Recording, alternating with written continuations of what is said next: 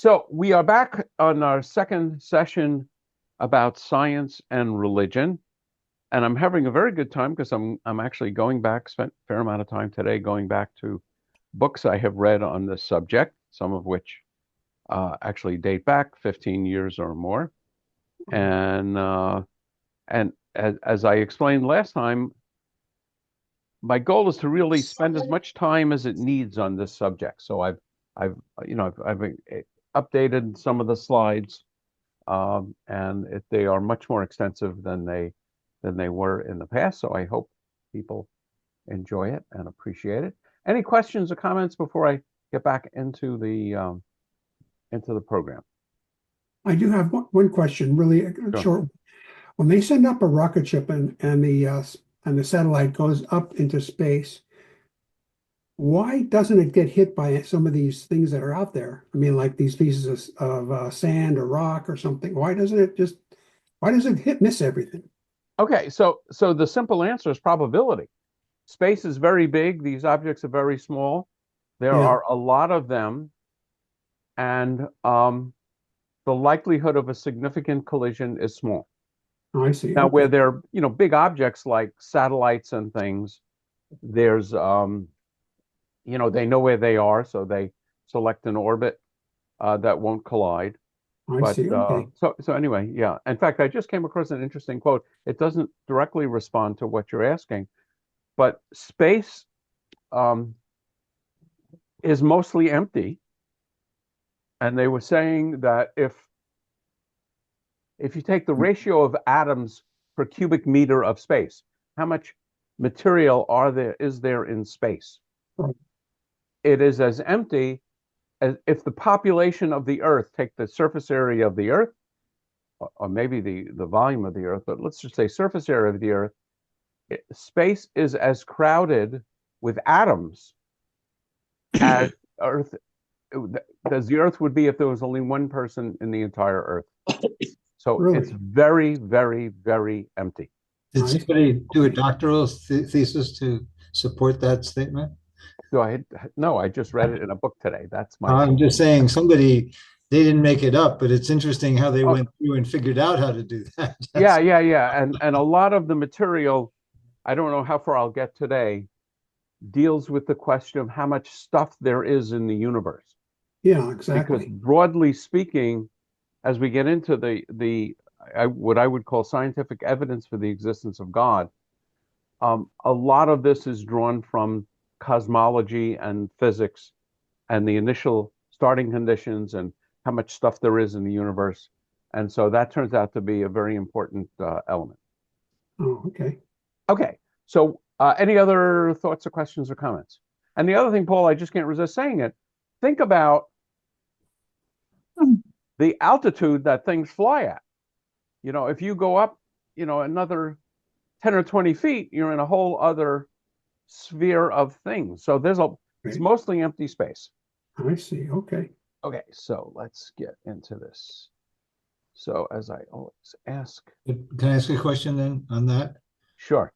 But the kind of man-made objects, satellites, space stations, and so Mhm. forth, those are designed to be in a certain band of altitude. It's not all the space from 20 feet up. It needs to be a certain place that deals with gravity and all that stuff. So, to Paul's question, there is a kind of a narrow band where it's a little more crowded than the rest of the world. Yeah, if my, I think that's only true of geostationary orbits. Okay. So if you're the space station, you're orbiting the Earth, I don't know, the probably every hour or two, maybe three. I mean, I don't know what the actual altitude is. Right. But if you have a satellite that's positioned, let's say for GPS, and it's sitting in one spot over the Earth, that Yes, means its orbital velocity is equal to the rotational velocity of the Earth. Right. I see. And I think that's like 26,000 miles or so. I mean, it's very, very high. So there's a lot of room out there. I So see. I Okay. hope you all sleep better tonight and not worry about that. I'm worried about Gazan Houthi rockets. Yes, yes, yes, yes. There are suborbital problems that are much scarier. Okay, so I assume you can see this question is doubt okay. Okay. So, so the quick answer is yes.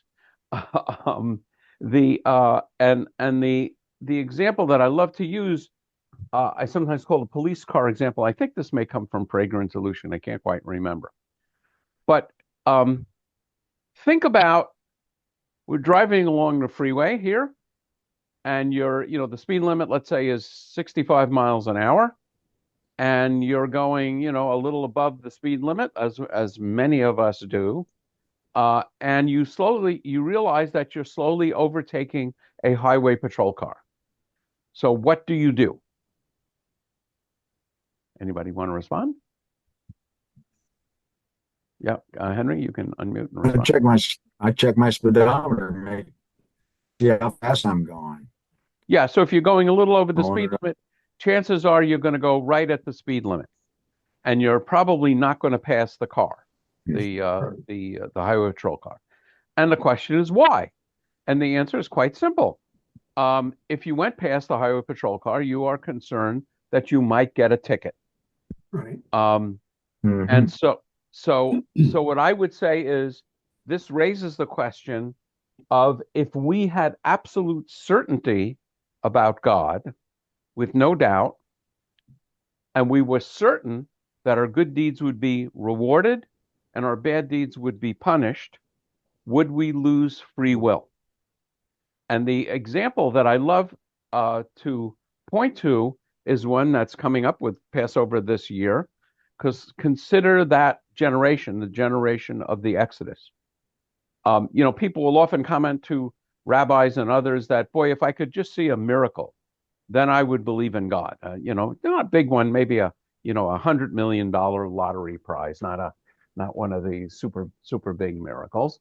But if I could just see one of those, a real miracle, then I would I would believe in God. And I think the story in Exodus about the generation of the Exodus is a clear disproof of that. So consider that generation of the Exodus and the miracles that they saw.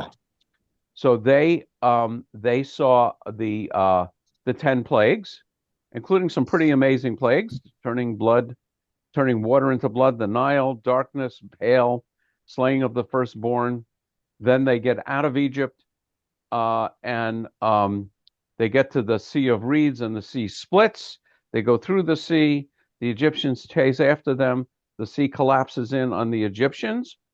They are thirsting for water, and they get water. They Boy, I sure hope this isn't. I'm getting all kinds of crazy noises from my computer, and I hope I don't lose the video.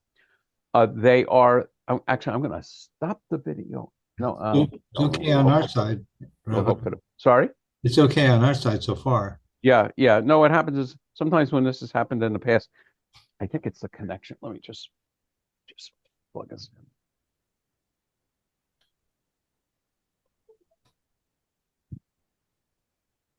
Okay, sorry about that.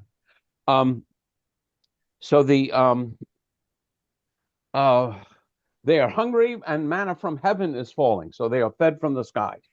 They get to Mount Sinai. Moses goes up on the mountain, and there's controversy about this, but the I think the overriding understanding is Moses says, "I'll be back in 40 days." And there's some question about whether that means he will be back on the 40th day or on the 41st day. Right. And the people lose patience, and Moses' own brother Aaron, the high priest, supervises the building of a golden calf, saying, "This is the God that brought you out of Egypt."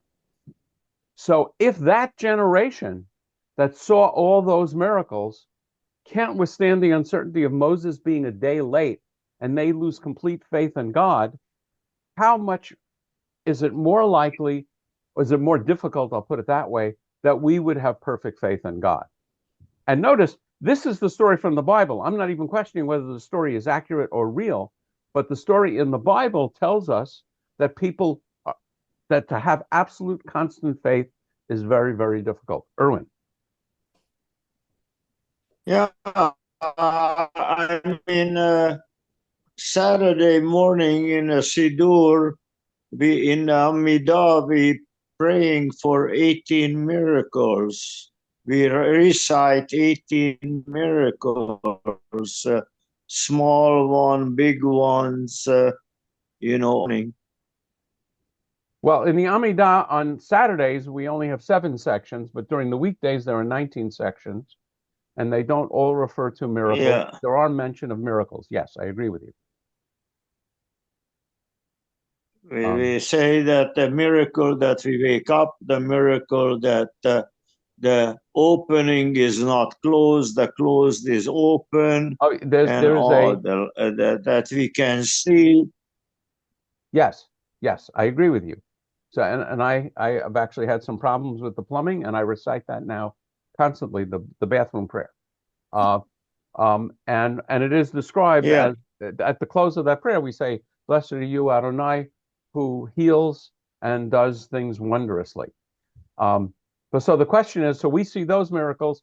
Do we have perfect faith in God? So Alan and then Paul. Isn't that a Maimonides principle that he taught us to have perfect faith?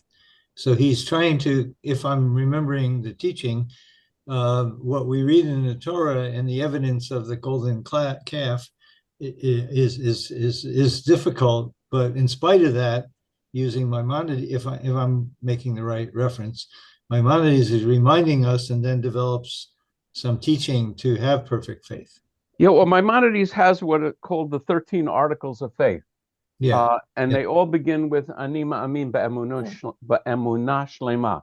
I believe with perfect faith in the coming of the Messiah, that there's no God but God, and so on. Yes. And the very fact that people have to keep saying that probably indicates that we all don't believe it. So that's my. Yeah, but, I'm not saying yeah, that Judaism is telling us not to have faith. What I'm saying is, even for the generation, well, what I'm saying is two things. Even for the generation that saw the miracles of the Exodus, they lost their faith very quickly. And what I am saying, and I think is far more important, is if we had perfect faith in God, would we have free will? My thesis is it would be like driving your car with the highway patrol car in the rear view mirror. It doesn't take much willpower to stay within the speed limit if the highway patrol car is in your rear view mirror, or even the highway patrol car sitting in the passenger seat with his ticket book out. So I am arguing that perfect faith is inconsistent with free will. And that certainly is not a traditional Jewish argument, but it is mine. Paul. Yeah, I was just listening to what you were saying in terms of all the steps that were taken before the Israelites got to the base of Mount Sinai. And when Moses was one day late, the Israelites were sort of like already they were wondering what's going to happen. They got out of Egypt. They went through all these trials and turmoils, and now they're left with this inside their body. They're left with this. Oh my gosh, what's going to happen now? And they may not be free will or not, but if they had free will, they wouldn't worried about it at all. I mean, No. They had free will. They had the will. They had the choice to worship God or the golden calf. That's exactly okay, my point. And yes, they lost their faith in God because yes, of, I would say, a relatively minor thing. that's right. That's what And I'm trying to say. Yeah, that's exactly my point. yes. Um, okay, Alan?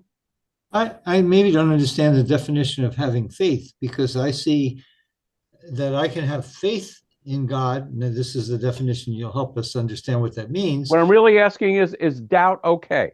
Is It, doubt does, okay? does, does But when I perfect faith, decide that I'm going to, using my free will, um, I'm trying to connect it to why I have doubt or don't have doubt about God. I just know that God gives me free will, but I know what the ground rules are. I don't know if that's faith. so give me a ground rule. Ground rule was don't murder. Okay. How about eating kosher? Okay. Okay. So But that, yeah, okay. So the way I see, good question. The way I see this as a Reformed Jew is I Right. can have faith in God and not follow all 16 meaningless 613 commandments. So 113. I would say in traditional Jewish thinking, you don't have perfect faith. You are choosing, Okay. and so am I, Right.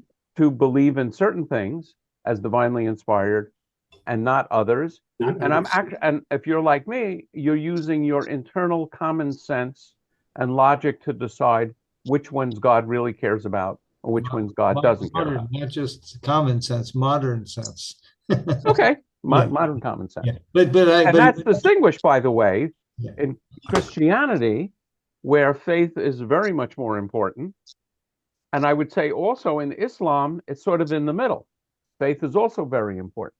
So my point, and again, it's at the bottom of the slide, is I believe God wants us to have some doubts. And that's why we are called Israel. We are the people who wrestle with God. Lord, yes. So if we had perfect faith, we would not wrestle with God. Mm. We would not think of the word of the Hebrew word Yisrael, but the Arabic word Islam, which means one who submits, or Muslim, which means one who submits to the will of God.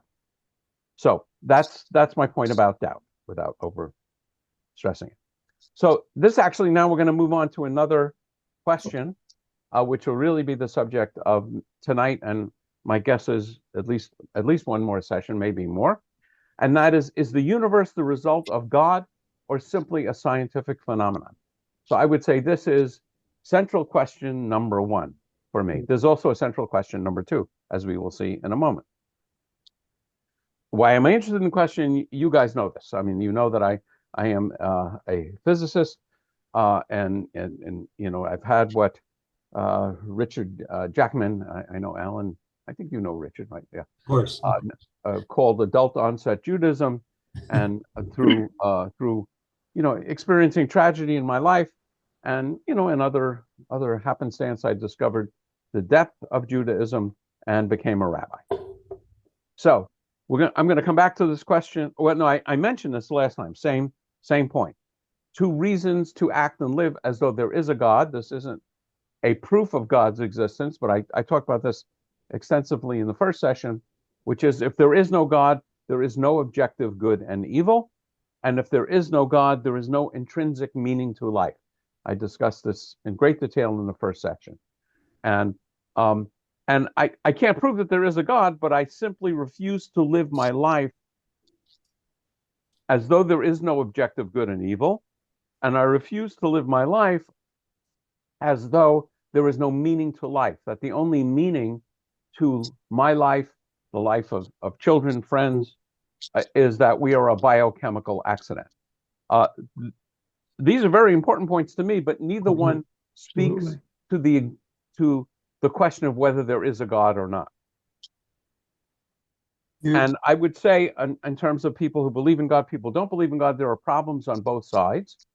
Those who reject God must explain away all the evidence for God's existence, which we're going to talk about, and provide a basis for living an ethical life. And so that's a big challenge. And those who accept God must explain the basis for evil and tragedy in the world. I came across a quote, which I have in one of the slides later, which says probably the authentic reason why many people are atheists is that they simply cannot reconcile the concept of a good and loving and powerful God with all of the suffering that we have in the world. So that's an important point for those of us who accept the idea of God. Erwin. I, I learned this from you many, many years ago when I first started attending your lectures. That when I walk around, the flowers are blooming, and that's the creation of God. And even with the most advanced scientific research, we cannot even create an end. You God can't create a what? creates life. We A cannot create. DNA. Actually, I discovered today that we've actually done it. So, but But yes, I would say the Yeah, existence of well, I don't natural. believe in that. I don't believe in that. But I really believe that God is all around us, Yes, but the and key word, God the is key word. creating Okay, every minute. God is creating every minute everything. yes, the key Right. word is belief. So now I'm looking for scientific evidence. Did not. Okay, let's just Yeah, well, okay. So and actually flowers and the beauty of flowers are a good example because it is wonderful to yeah. say you go into a field of flowers and it's incredibly beautiful and you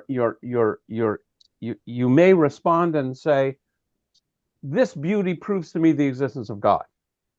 So I bite my tongue and I Ex- say, no. I say, biology and survival of species explains the beauty of flowers because flowers of certain colors attract insects, which preferentially pollinate those flowers. And those kinds of things really are a result of natural selection and science. I appreciate that they're beautiful, but scientific honesty forces me to acknowledge that those don't prove the existence of God. By the way, the only example that I have from uh, in that regard, I think, is the solar eclipse, and I'll get to that much later. Okay, so this is the section called "Is There a God?" And again, I'm going to come back to this concept over and over again. In my way of thinking, I believe there are two key leaps of faith. Leap of faith number one is there a God? And by God, we're going to talk about what I mean by God. But for purposes of this discussion, I mean an organizing intelligence in the creation of the universe.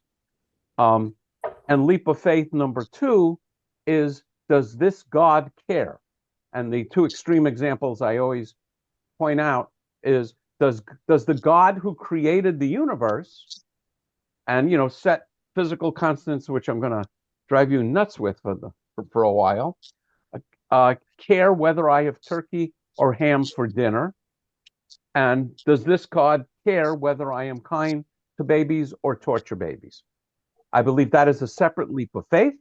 And then it occurred to me as I was developing this material, we have two main words that we use for God. One is Elohim, which El means God, and Elohim can also mean judges.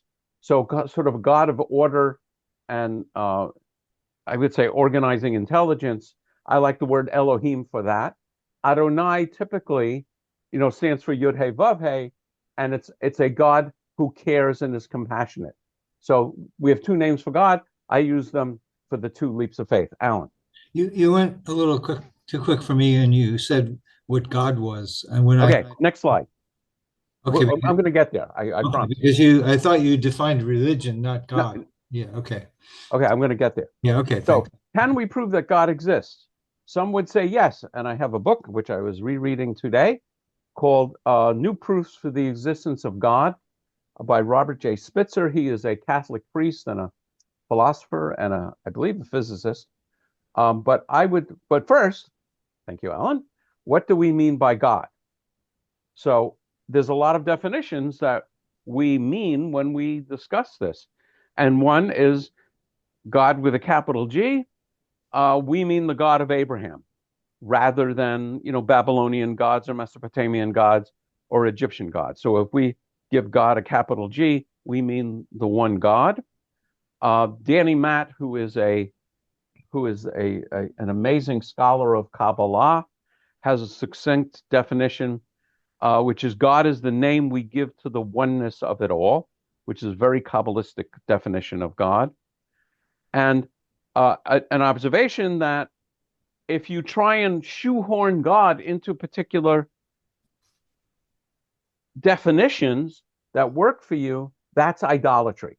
Limiting God is idolatry. Um, and for now, for purposes of there's another quote where I was in this Institute for Jewish Spirituality, and the teacher said she's going to define God, and she said God is, and she just looked around and waved her hands, and that's not a bad definition at all. But for purpose of leap number one, I'll use organizing intelligence in the universe and not a God, and not a God who hears or answers prayer or micromanages the world. That is a separate issue. That's the leap number two. Does God care? So the question number one is there an organizing intelligence that creates the universe that we find ourselves in? Or is it possible, is it conceivable, is it likely that the universe that we find ourselves in is simply a physics, chemistry, biological accident? Everybody with me on this so far? And by the way, Maimonides said, you can't say this is going to be, it's an interesting way of putting it. You can't say anything positive about God, Maimonides said. Now, what does he mean by that? It's not what you think. You can't say, for example, a positive statement, God is powerful. Why can't you say that statement? Because whatever image you have in your head about powerful, God is so much more powerful than that it's blasphemy to use your image of God's power and ascribe that to God. What you can say is, God is not weak. You can make negative statements about God. But it's just a way, Maimonides, who was also a philosopher as well as a great rabbi and scholar, would put this. Okay. Can we prove God exists? Some say yes, and we have that book, although even in that book, he doesn't exactly agree with the title of his book. But I would say is, if we could prove God's existence, someone would have done it by now. And what I mean by that is, yes, I know that there is a flat Earth society, but I don't think they take themselves seriously. And there are easy ways to prove that the Earth is spherical. And even on the Flat Earth Society, on their website, they had a phrase which they quickly took down, and they said, all around the world, there are people who believe in the flat Earth, which is kind of a fun statement, if you think about it. So scientific proofs are subject to refutation. But one interesting thing, and I didn't think about it until today, and so I added this today to this slide. Scientific theories are never proven. Scientific theories are tested and examined. So the way science works in broad terms is you have a bunch of data, you go out and examine the world, and you seek to come up with an explanation for the way the world works, and it might be stated in mathematical terms. And then you test that theory against new experiments. So, Right. and if they're confirmed, then you keep believing, or you keep testing that theory. And if they're not confirmed, you get rid of the theory. None of you may know this example, but there used to be a theory that light, since it's a wave, has to have a medium to move in, and that medium was called ether. And it was roughly 100 years ago, a group of very clever physicists did what they called the Michelson-Morley experiment. And it was a very simple experiment, and it, difficult to do, but it clearly proved that there's no ether, that light doesn't propagate in ether. So that theory of the way light works is completely abandoned, and no one has ever tried to resurrect it. So one point about proving God exists, by proving, I'm thinking of physics terms and science terms. In science, you never prove anything. You only test theories. And if a theory keeps being tested and being confirmed, then you have more and more faith in that theory. And a great example of that is the Big Bang Theory. So the Big Bang Theory gets proposed, and then as time goes on, there are various experiments you can do, which either which can confirm that theory, and sure enough, they confirm the theory. Einstein's theory of relativity, same thing. There, if you assume it's true, you do a bunch of tests, and lo and behold, those tests seem to confirm relativity. So we continue to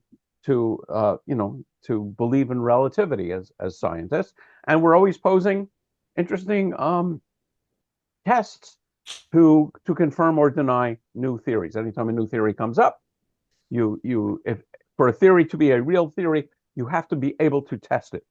One of the things we're going to get into, giving you a little teaser, the counter explanation to everything I'm going to talk about God's involvement in the creation of the universe is the idea that there are multiverses. There are bazillions and bazillions and gazillions and gazillions of universes with different physical constants. The problem with that theory is you can't test it. Yes. And for a scientific theory, if you can't test it, it's not science. It's religion. You can call it whatever you want, but I would not call that science. Okay. So this is what we're going to be diving into now. The laws of physics seem to be attuned to allow for a physical universe, and a physical universe that can, first of all, create matter, create stars and planets, and even create conditions for life. So I'm going to here are some examples. So I'm going to start with the easy one, the gravitational constant. So if I take an object, a little thing of water, I throw it up, it comes down. And so I can have a theory of gravitation.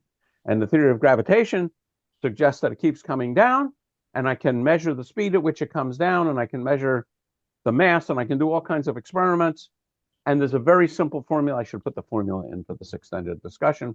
The force between two objects. So here's two objects, a stone and a container of water. The gravitational force between the two objects is equal to the mass of the first one times the mass of the second one divided by the square of the distance in between them times some number, g. That's called the gravitational constant. And just to look at this on the simplest level, if g were significantly reduced, we would all lose some weight, but we would fly off into space because the Earth is spinning around, and the centripetal force would just have us fly off into space. We would have no atmosphere. And if g was really much smaller, stars would never coalesce. We would have a universe create which would simply have hydrogen atoms in it. So g had to be a right number. And if g were much stronger, then the Big Bang would very quickly become a big crunch. We're going to hear that a bunch of times. And you wouldn't have an interesting universe. So G had to be fine-tuned, okay? That's an example. There's also the electromagnetic force. You know that opposites attract and opposite charges attract and like charges repel. So think about an atom. In the center of an atom is a nucleus, and it's made of protons and neutrons, okay? And whizzing around, and there's more sophisticated, models of how this works. But surrounding the nucleus are electrons. Everybody with me so far? Electrons are negatively charged. The protons are positively charged. They attract each other. And the formula is actually the same as the first one I gave you. The charge on one times the charge on the other divided by the square of the distance between them times a number E. Now, if E is a certain value, you measure it. If E were much stronger, if that power of attraction were much stronger, the electrons would come crashing into the nucleus. If it was slightly stronger, I don't know if you know how compounds are made. So think about, here's two gases. Hydrogen is a gas, oxygen is a gas. If you're thirsty, neither of those gases help you. But it turns out atoms share electrons. So you have a hydrogen atom comes into contact with two hydrogen atoms get together with an oxygen atom, you have H2O, and they share the electrons. If the force of attraction were much greater, they would not share their electrons, and we would have no compounds. We'd simply have whatever the number is, 92 elements, or now I think there's more, but I don't know if they would exist without the intervention of humans. We'd have 100 or so elements. We would have no compounds. Not an interesting world. If the force of attraction were much less, the electrons would just go flying away, and the entire universe would be a plasma. It would be a mix of charged particles. Again, not an interesting universe. So that number E also has to be pegged. Exactly, Alan. So these characteristics have been determined to articulate and create a vocabulary that you're describing in the last 500 years, whatever, it doesn't matter. Yeah, listen. The underlying question I have that relates to the subject of this meeting or this class is, did this creation of the compounds of H2O come from a divine event or an evolutionary event? Physics event. Yeah, I don't know what evolutionary event means in the context you're describing. I think the people who don't believe in divine sources believe that then it's an accident. Yeah. Then we just happen to live in a universe where these constants just happen to be right to create life. Okay. All right. Okay. And as you'll see, the probability of that, to say it's vanishingly small, is a discredit to the phrase vanishingly small. To give you another example, the strong nuclear force. We're back inside the atom, okay? So what's the nucleus made of? The nucleus has protons and neutrons. But protons are all positively charged. And positive charges repel, right? And they're very close to each other. So the force of electromagnetic repulsion is very, very high. So therefore, there has to be another force called the strong nuclear force, which overcomes that repulsion. And as we'll see, that force also has to exist within a narrow range, or there's nothing interesting about the universe. I'm going to get more into that. Erwin. You're muted, Erwin. Rabbi, do you agree that a stone, a simple stone, doesn't have hydrogen and doesn't have oxygen? No, I don't agree with that, because stone may be calcium carbonate, and the carbonate ion is CO3. Yeah, but what I am getting at is that Moses hit the stone and water came out. According to the Bible. I'm not getting. No. Erwin, out of bounds. 15-yard penalty. Okay. We're not talking about the Bible now. We're talking about scientific. No. That's God created that. No. Out of bounds. You're off. I like Erwin's question. You're offside. 15-yard penalty. Paul. Yeah, I'm gonna take off on what Erwin just said. Okay. Did God? It's a 20-yard penalty. Did God create all the things that are needed to make the universe? So here is what I'm going to be examining. That's what I'm wondering. What created all that stuff? Right. So here is what hold on. I'm going to answer your question. What I'm addressing is what we find ourselves in is a universe that is astoundingly finely tuned. Now the question is that a result of some cosmic accident? Right. Or did there have to be a tuner? Exactly. Okay. Sometimes this is called the watchmaker argument. If I'm walking along the beach or in the woods and I find a watch lying on the ground and it works, I wind it up and it works. Is it possible that that watch was created by the natural ebb and flow of things growing in the forest? Or was there a watchmaker somewhere? So something as finely tuned as the universe we find ourselves in, my overriding point is going to be, is that it's inconceivable to me that this is a random event, that there has to be an organizing intelligence. Okay? And I'm not addressing the question is whether that organizing intelligence wrote the Bible, cares whether I eat ham or turkey, or cares whether I'm kind to babies. Okay, and we're going to see also expansion velocity after the Big Bang. Now it's getting deep. It's getting deep. Yeah, if you don't like deep, go watch Wheel of Fortune. This is getting deep, and it's going to get deeper because I have no limits now on my time. So And I may write a book about this, Alan. Yes. Does this fit into something you once told me or taught about the temperature freezing, like 32? Yes, yes, yes, yes, yes, Okay, yes. We're okay, going to get there. okay. Okay. So, as I was starting to say, there are laws of physics which seem to be tuned to allow for a physical universe that Right. is, the term is anthropomorphic, that can allow for life, even human life. So the speed of light is a certain number. You know, you might expect light would have different speeds, but it's a fixed speed. The mass of protons and electrons, they they they they also have a certain mass, and if they had a slightly different mass, that would affect the way the universe is.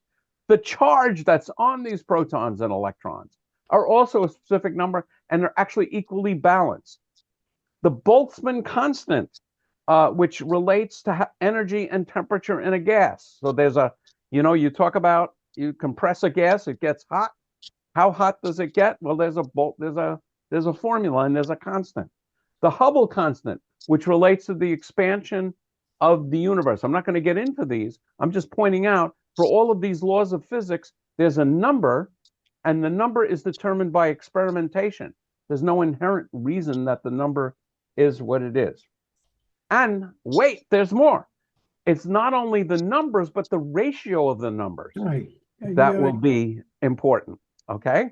So there's a wonderful book by Martin Rees called Just Six Numbers, The Deep Forces That Shape the Universe. And he talks about six ratios between these numbers. And I'm going to illustrate some of that. Okay. So this is kind of fun. I never used this before. This was out of Rees's book. I just want to give you an idea of the history of the universe. Okay. So Okay. you've all heard of the Big Bang. Yes. So some time ago, there was a Big Bang. And there's an era right after the beginning of time and the beginning of the Big Bang called the Planck era. It's a Planck time constant. And that, I don't know if you can read this. This is 10 to the minus 44th seconds. Okay. What do I mean by that? Think of a one. I'm sorry. Think of a zero, a decimal point, and 44 zeros out from the decimal point, and a one.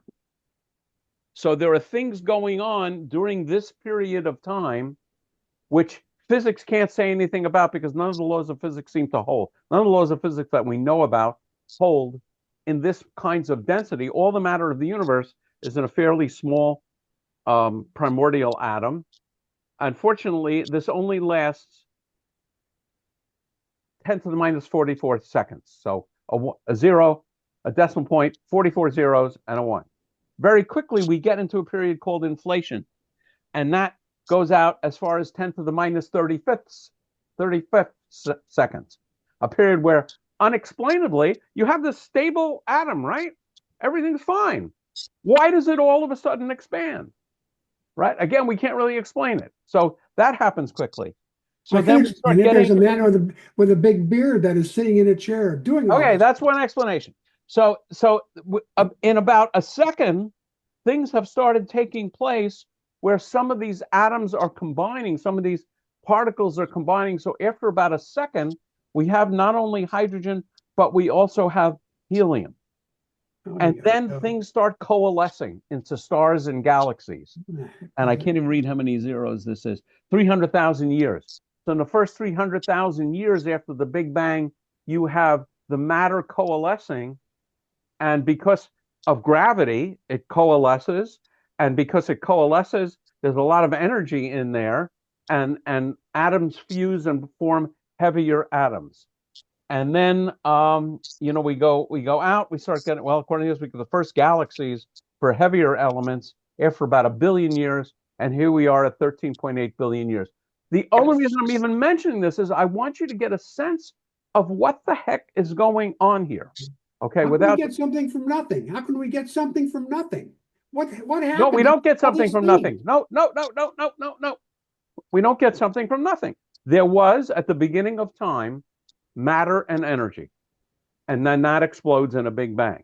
Wow. And by the way, in the Bible, it says, in the beginning, God created the heavens and the earth, and the Spirit Right. of God hovered over the face of the deep.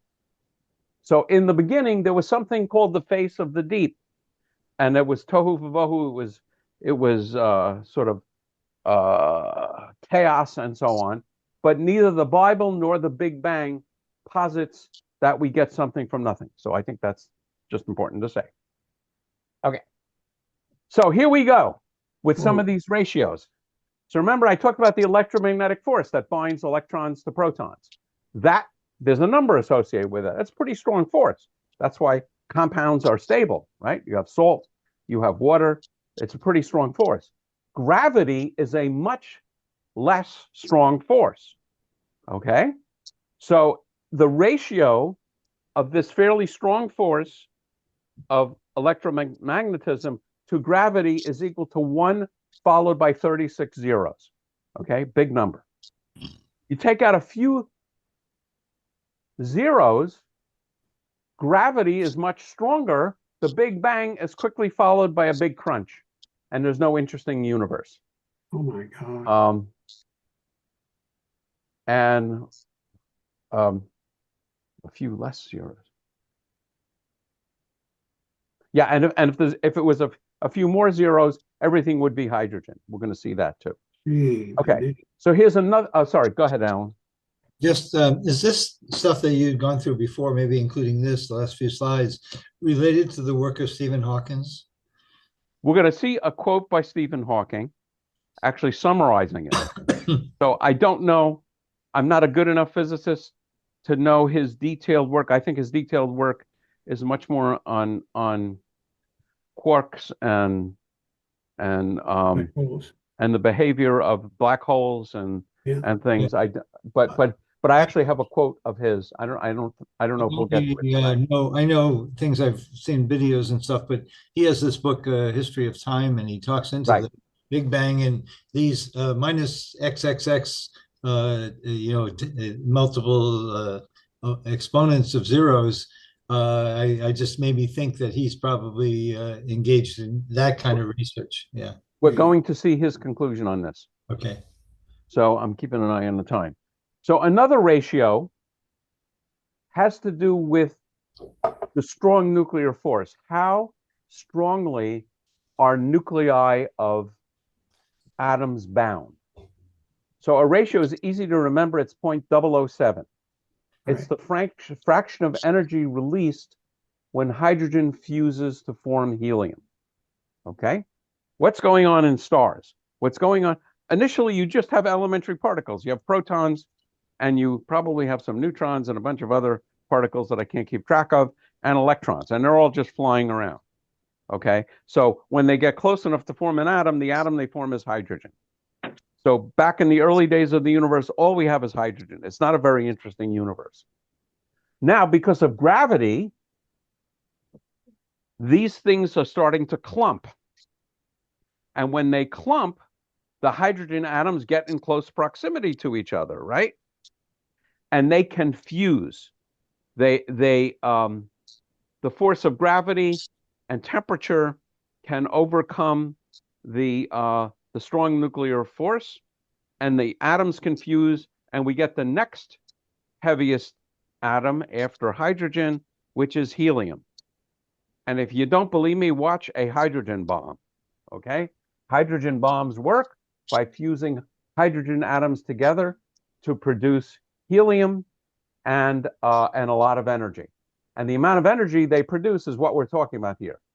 The fraction of energy when hydrogen fuses to form helium. So it's equal to a number, the ratio 007. And so I kind of reference this. If the number were 006, the entire universe would be hydrogen. The binding energy wouldn't be strong enough. The atoms would zip by each other, even under the influence of gravity. They would never fuse. Just like if you put hydrogen in a container, you shake it up, you heat it up, it's never going to fuse. I mean, I can talk about the physics involved in creating a hydrogen bomb, but they're not simple. So if the number were 006, the entire universe would be water, no other atoms, no water, no the entire universe would be hydrogen, No other atoms, no water, no chemistry, no nothing. Okay. Certainly no further fusion. The stars have no significant energy. But if the number were a little higher, 008, then the fusion process would be so powerful that all the hydrogen atoms would fuse and become helium and heavier elements. And then no hydrogen in the universe, no water, and certainly no life as we know it. Our life as we know it is based on the existence of water. So even a small, and then there's another element which I just came across today, that even a small change in this number would eliminate most of the carbon from the universe. Okay, so just to make Paul groan and moan even I'm groaning and louder. moaning because I can't figure out where these things came from. Okay, so that's exactly the point. Keep that in mind. There is a special nuclear resonance that enables the creation and stability of carbon in the nuclear fusion cycle. If that ratio were to shift by only a few percent, the amount of carbon in the universe would be severely depleted. Basically, what you have is in this cycle, you have smaller atoms becoming bigger atoms. Everybody with me? They're combining and they're forming bigger atoms. Okay? And we get to, I know this has been keeping you up nights, we get to beryllium. Okay? Beryllium is an atom, it's an element. And in a normal chain of things, beryllium would quickly shift and keep going, but because of a phenomenon, beryllium stays stable long enough to create carbon atoms. So we have Fred, I'm just going to point out what the reaction of Fred Hoyle, which won, I think, 11 prizes, and people think he was cheated out of a Nobel Prize, living 1915 to 2001. He was the developer of the understanding of fusion. He said nothing shook his atheism as much as this understanding of the critical element in the critical phenomenon that allows carbon to be produced. So I must admit, I don't deeply understand it, but it had a big impression on Fred. He concludes, a common sense interpretation of the facts suggests that a super intellect has monkeyed with the physics, as well as with chemistry and biology, say more about that later, and that there are no blind forces worth speaking about in the universe. The numbers one calculates from the facts seem to me so overwhelming as to put this conclusion almost beyond question. He was an atheist, and as he studied these physics, he had to acknowledge that there had to be an organizing intelligence.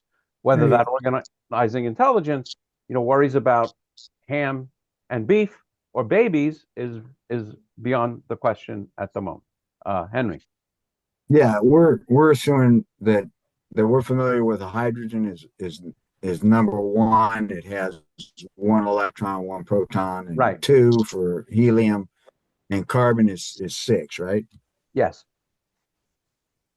And oxygen's eight. Okay.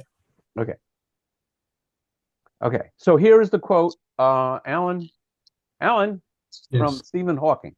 Okay. He says, and he's talking about the rate of expansion of the Big Bang. So you have the Big Bang and things are flying out, right? So he says the rate of expansion 1 second after the Big Bang, if the rate of expansion 1 second after the Big Bang had been smaller, even by 1 part in 100,000 million. That's a 1 followed by 15 zeros. It would have recollapsed before it reached its present size. So if the rate of expansion is some number, if it was a little bit smaller, what fraction? 1 in a number followed by 15 zeros, it would have recollapsed. On the other hand, if it had been greater by a part in a million, the universe would have expanded too rapidly for stars and planets to form. So now he's not making a comment about the existence of God. I am drawing the conclusion that somebody set this rate of expansion in place, and it had to be very fine-tuned. Alan. Isn't in that range of expanding too fast and too slow, don't we believe, or doesn't physicists believe today that the universe is expanding, right? Or contracting? Yes, it's continuing to expand. Yes. Expand in a orderly way or in a scary way? Um, well, these days, orderly and scary take on different meanings, but I would say following the Hubble expansion. Okay. So not only is the universe expanding, but space is expanding itself. So this is what Hawkins is talking about. This is from Rees's book. So here's the scale of the universe. Here is time. That's 10 to the 10th years. So that's a billion years. So if the rate of expansion were small, the universe would start expanding and then collapse to zero. Very small, you just have a hot fireball and nothing else. Make it a little bit more higher velocity of expansion. It might contract within, I don't know, 500 million years or so. No time for any kind of stellar evolution. I'm not talking about biological evolution. Stars have to evolve to the size that they are to create other elements. And if it expanded too quickly, galaxies and stars would never condense. We just have scattered atoms. So there is a range, and the range which makes for a stable physical universe, and that range is very small. And if that weren't confusing enough, I decided to give you one more. So this is what a time-lapse photo of the expanding universe would be, although it's still fitting the universe into a box. So fairly early on, you have matter just scattered. But because of gravity and because of an uneven scattering, stars form. So we get these clumps and nodules forming, which eventually become stars and galaxies. And the only way heavier elements than hydrogen are made is on the inside of stars. And we can actually measure this. We actually can measure the background cosmic radiation that, in effect, is a picture of the Big Bang 13.8 billion years ago. Alan. So makes me feel really insignificant, but I'm going to break this point anyway. In the way you've described the way in which the universe functions at this moment and going forward, climate change and all the mess we're making in on our own planet, or even nuclear weapons or nuclear war, they're not material to the No, they're not. picture. Not to anything I'm discussing. Yeah. So, Really, so basically, right. what I'm addressing now is the existence of universe to begin with. Now the question, what we're going to get into, probably some days ahead, some weeks ahead, is does God care? Does God care, or is there meaning to life? If we destroy the planet, forget global warming. If we really go berserk with global warming, billions of people are going to die. The ecosystem of the earth is going to change. There probably will be some creatures, some humans still around, and we're not going to get rid of the cockroaches and so on. But there'll still be life on Earth. I have no doubt that no matter how bad global warming gets, there will still be life on Earth. It may be that 90% of the world's population disappears, but there'll still be life on Earth. From the standpoint of this discussion, it's utterly irrelevant. If you posit, does God really care about human life? That's leap of faith number 2, which we're going to get into. Same thing with, suppose we have leaders who are obsessed with proving that their nuclear buttons are bigger than anybody else's, and we get trapped into a nuclear war which destroys all life on Earth. Okay, so there's no life on Earth. Presumably there's life on other planets somewhere. And again, from the standpoint of this argument number 1, no problem. That stuff is only significant if we posit the idea that God cares about us.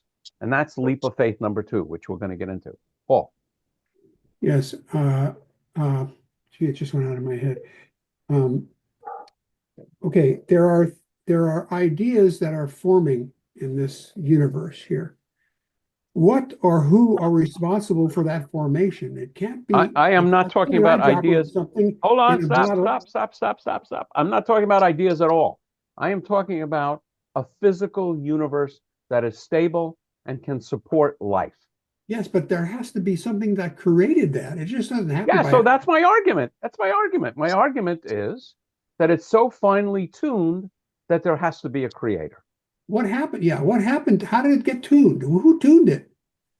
When you have a musician, it There depends is upon there the is destiny a tuned. creator.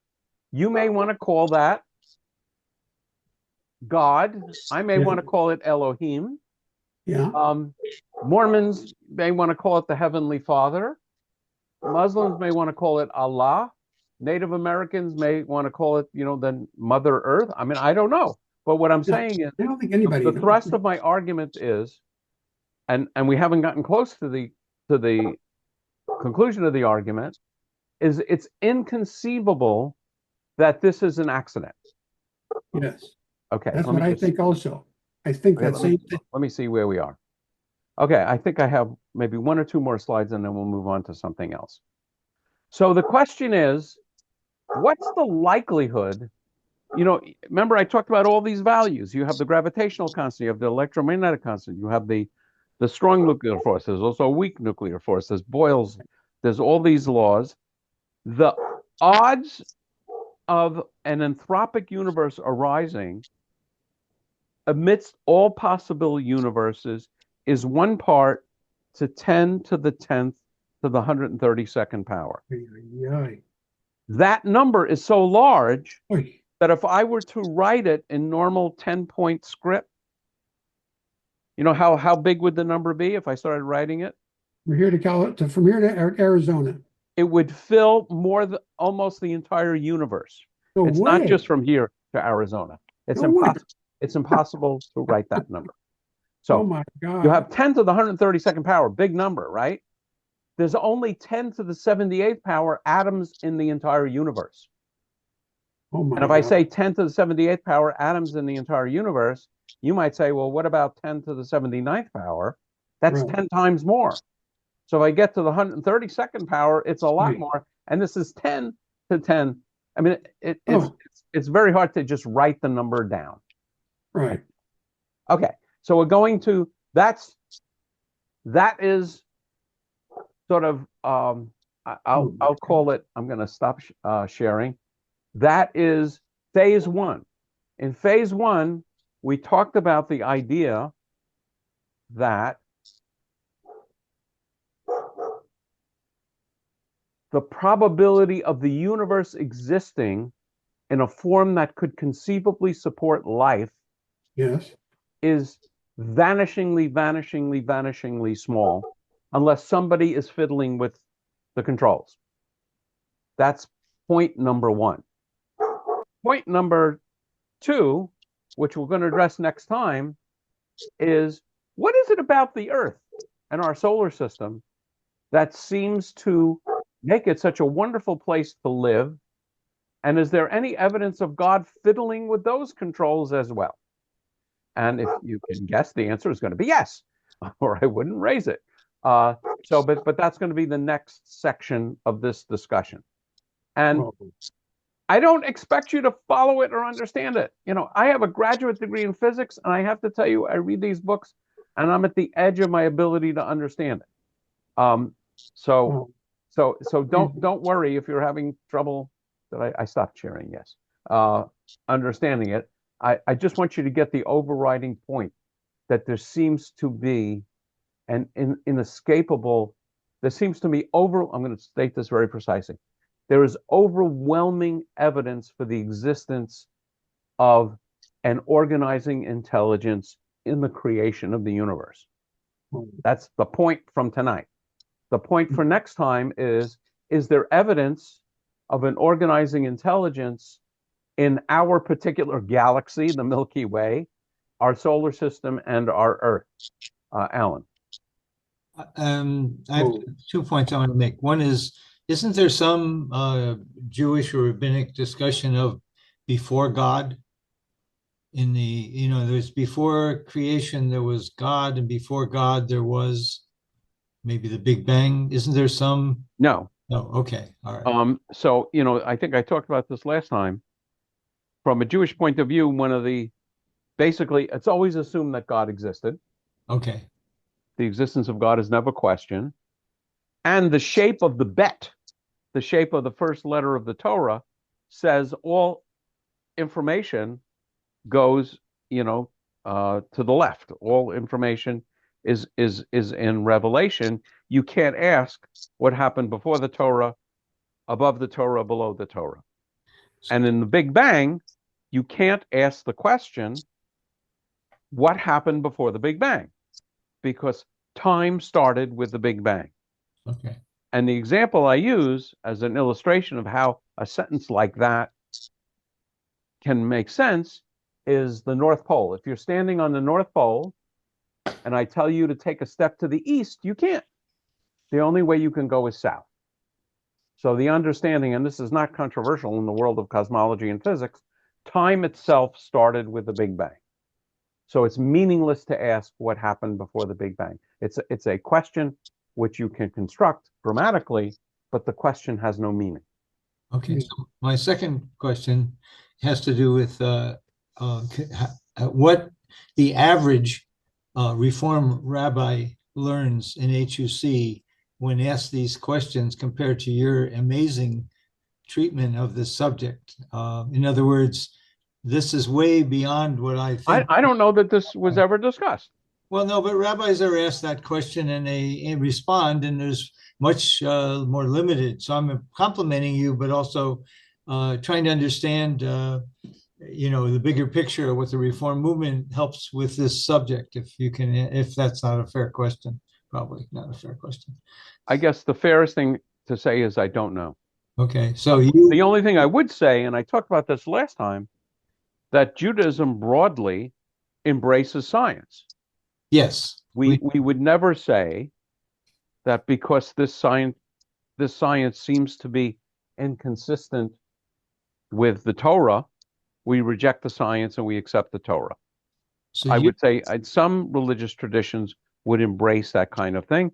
You often get, to hear fundamentalist Christians who reject Darwin and who basically would say, God is the intelligent designer, is in science we have fossil records and we can date them using carbon dating to be millions of years old. And the explanation is God deliberately put these false things there to test our faith. So I would say Judaism never rejects that. No. But I would also say, I'm obsessed with this because I was a physicist. Well, but I would say most rabbis, I don't know. I mean, in your experience, is it a question that you ever raised with a rabbi? Well, no, because you're the only physicist rabbi that I know, but I suspect there are a small number of others like you with that background. The most average person that I run into who has a background before they become rabbis are lawyers. Yeah. But to this point, though, I think you should be, I'm going to suggest, and we can discuss that separately, that you should be a resource that could create a scholar in residence kind of workshop. Yeah, I mean, I have tried. It hasn't caught on. There is something called Sinai, I think, Science in Synagogues. I can't remember the name No, of it. Sinai and Synapses. And Synapses, really? Yeah, because I take that class with him. Yeah. So there is an organization, which pushes that. There are a couple of great books, and I have a bibliography. Who's the person, Cheryl, that you're studying with? I'm getting it up on my computer now to put it in the chat. Yeah, there's a guy.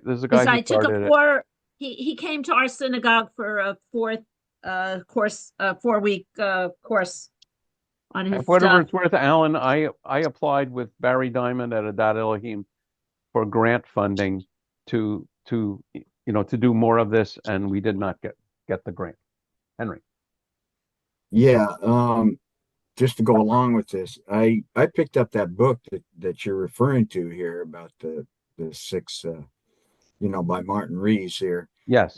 Because it was referenced in the as one of the books in the Great Partnership by Rabbi Sachs. Yes. Rabbi Sachs mentioned it, and so I picked it up that way. So, there's some Yeah, I other mean, at one point in time, I was planning on writing a book, and then I read Rabbi Sachs' book, The Great Partnership, and it's just brilliant.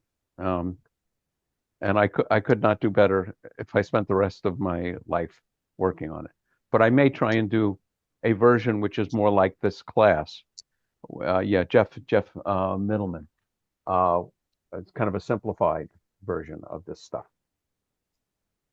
Okay, just take a deep breath. I'm not going to sleep tonight. You're not going to sleep tonight. Oh, All you this stuff going through my head, craziness. Oh, But it's okay. good craziness. I'm sorry to rob you of your sleep, actually. You won't. It's fun to do this. It's just fun to understand it and to get some Yeah. ideas. Oh, I absolutely agree.